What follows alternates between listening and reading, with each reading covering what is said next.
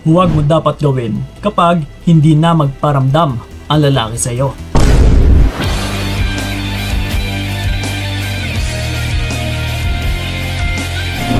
Yan.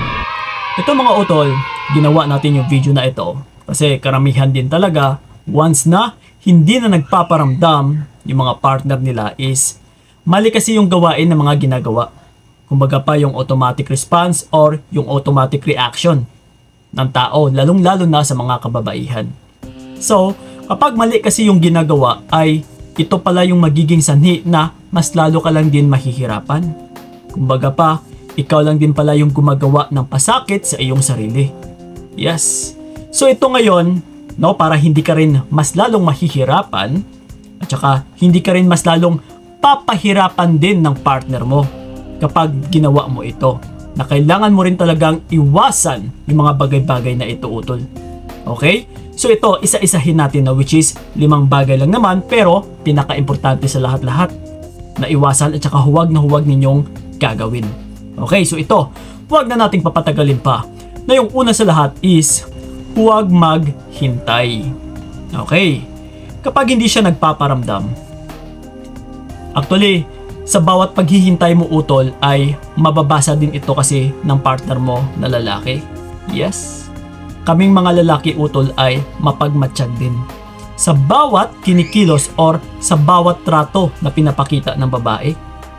Sa pamamagitan na lang na kung mag-reach out man yung partner mo na lalaki ay nandyan ka rin naman kaagad-agad, nagiging responsive ka, na hindi pa umabot ng 1 minuto, may response ka na kaagad. So, nagpapahiwatig po ito na mababasa ka ng lalaki na ikaw po ay naghihintay lang talaga. So again ha, sa paghihintay mo ng tawag, no, ng message niya or sa pagpunta man dyan sa'yo na magkita kayo is makakasira din po ito sa mental health mo. Na mas lalo ka lang ma-stress, na hindi ka makakausad, na ito yung magiging sanhi na mas lalo kang maglulugmok. Kasi parang nag-stay ka dyan na naghihintay ka sa wala. Kumbaga pa, paano ka makapag-move forward?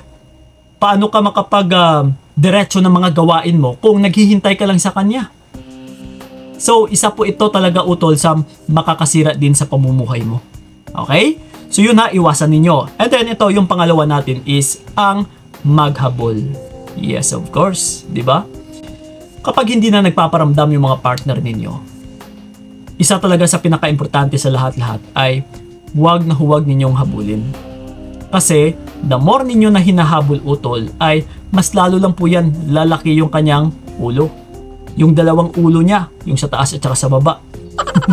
Kasi hindi na nga siya nagpaparamdam ay nagpapahiwatig or sinyalis na po ito na hindi talaga siya interesado sa iyo. So dyan pa lang, dahil hindi na siya nagpaparamdam and then hinahabol-habol mo pa, pareho lang po yan na wala ka talagang respeto sa iyong sarili. Na kahit walang interest yung tao sa iyo ay hinahabol-habol mo pa. Yes. So sa paghahabol, utol, ay wala pong magandang maidulot po yan sa iyo. Lalong-lalo na sa relationship. Lalong-lalo na kapag inaayawan ka ng isang tao. So again, no? Kapag hindi siya nagpaparamdam or sa mga hindi man magpaparamdam, no, kung sakali man na hindi pa ito nangyari sa situation ninyo sa ngayon, na hindi pa ito nangyari sa relasyon ninyo, kundi malay natin someday na kung sakali na hindi magpaparamdam yung mga partner ninyo, ay una sa lahat na palagi ninyong tandaan, huwag na huwag talaga dapat kayo maghabol. Okay? So yun, makakatulong po yan sa'yo. Yes. And then ito, yung pangatlo natin is yung magpapapansin. Oh. Yes. Ha? Kailangan nyo itong iwasan.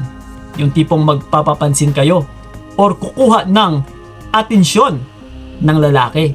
Na yung tipong kahit binabaliwala ka na niya is yung tipong parang gumagawa ka pa rin ng paraan para lang mapansin ka niya. Sa pamamagitan ng pag-react sa mga bawat pinapost niya, pagko-comment, no, pagsisin or pag-react din ng mga stories niya or my days, or sa pamamagitan na rin ng kaibigan, kamag-anak, no, na uy, kamusta na si ganito, ganyan, no, pwede mo ba siyang, or kung minsan makikisuyo ka pa na para i-message siya, na para kausapin siya, no, na pwede bang pakisuyo na sabihin mo sa kanya nandito ako, naghihintay sa kanya, Or please lang sabihin mo sa kanya na mag-response na siya sa akin.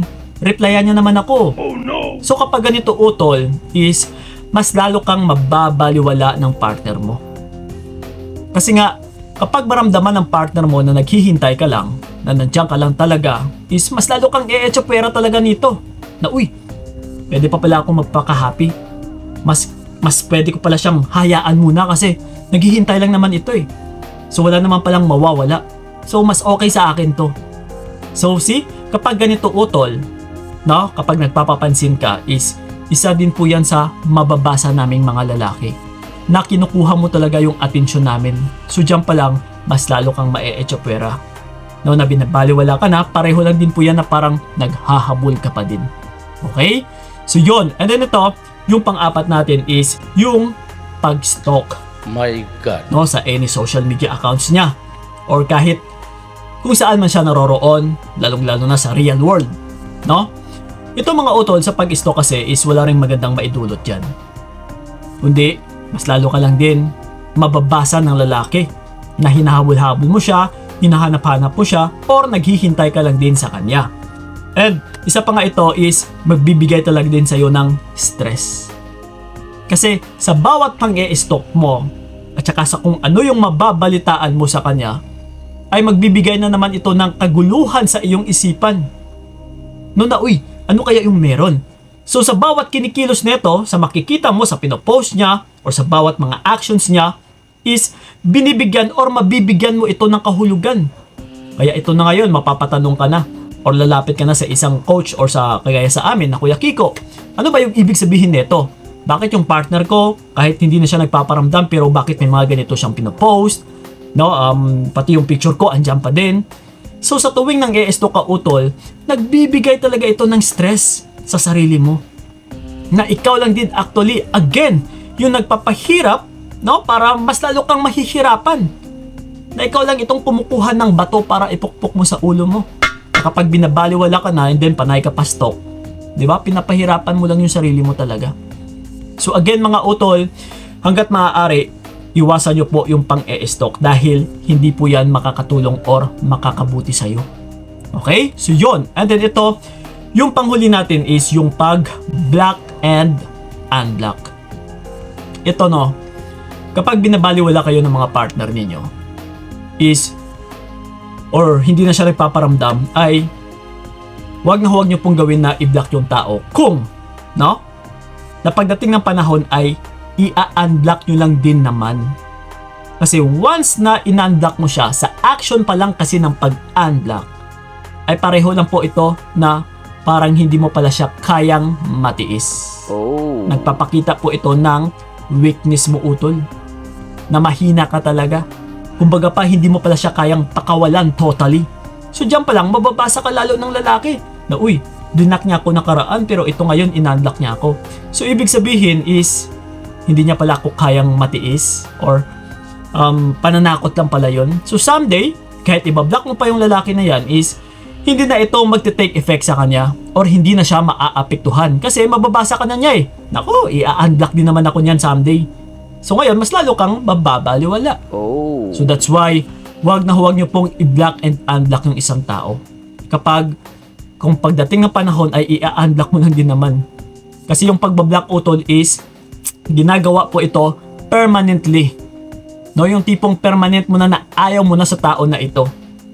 That's why nag-e-exist yung pambablock sa social media kasi ina-apply po ito once na ayaw mo na sa tao, lalong-lalo na kapag ini-scam ka, kinukulit ka, dinidistorbo ka. So dito po natin pwedeng gamitin yung pambablock. Hindi yung sa tao na hindi ka pa naman sigurado and then i-unblock mo lang din naman. So mababasa ka lang na mas lalo ka lang papahirapan ulit ng lalaki. Okay? So yun lang po yung 5 bagay na kailangan ninyong tandaan na huwag talaga ninyong gawin, na kailangan ninyong iwasan once na hindi na magpaparamdam yung mga partner ninyo na lalaki para hindi rin kayo mas lalong mahihirapan pa. Okay? So yun lang po. Maraming salamat. And then sa mga gusto ako makausap one-on-one, PM nyo lang po ako sa aking FB page na Payong Kaibigan ni Kiko. Mag-usap-usap po tayo. And then sa may mga katanungan man dyan tungkol sa video natin na ito, you can leave a comment lang dyan sa ilalim and then sasagutin namin yan, lalong-lalo na sa aming YouTube channel. Maraming salamat. So ingat kayo. God bless and babu! Ayoko na ring magtiis, ayoko na sasakit. Mas mabuti nang bitawan ka para wala nang pait. Hanggang dito na lamang kung nakayanan ko.